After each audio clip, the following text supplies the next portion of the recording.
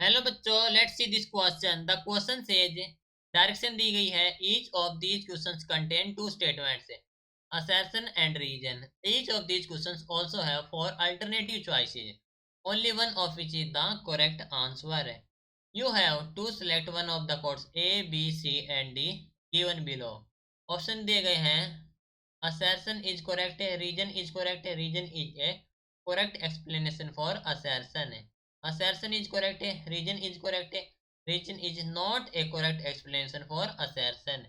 Assertion is correct, reason is incorrect. Assertion is incorrect, reason is correct. So assertion में कहा गया कि the power in an AC circuit is minimum if the circuit has only a resistor. Reason में कहा गया कि power of a circuit is independent of the phase angle. Question हमारे पास assertion and reason से रिलेटेड और option हमें provide करा कि हमें सिलेक्ट करना है इनमें से कौन सा करेक्ट होगा. सो इस क्वेश्चन के लिए हमारा की कॉन्सेप्ट यूज हो रहा है, that is the power of a circuit. Power of a circuit. ठीक है. तो हम जानते हैं कि हमारे पास जो RMS वैल्यू होती है V of RMS which is equal to the I of RMS into Z. That means ये तो हमारे पास इम्पीडेंस है. इम्पीडेंस है. ओके. दैट मीन्स हम यूज करेंगे यहाँ पर formula Z is equal to the root of R square plus X of L minus X of T का स्क्वायर. ठीक है.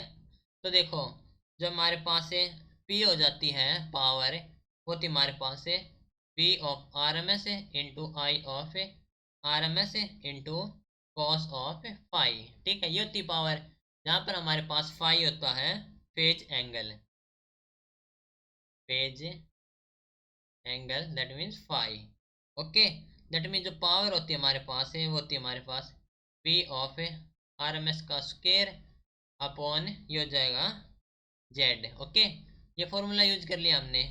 नाउ इनटू में हो जाएगा हमारे पास कॉस ऑफ पाई. ठीक है.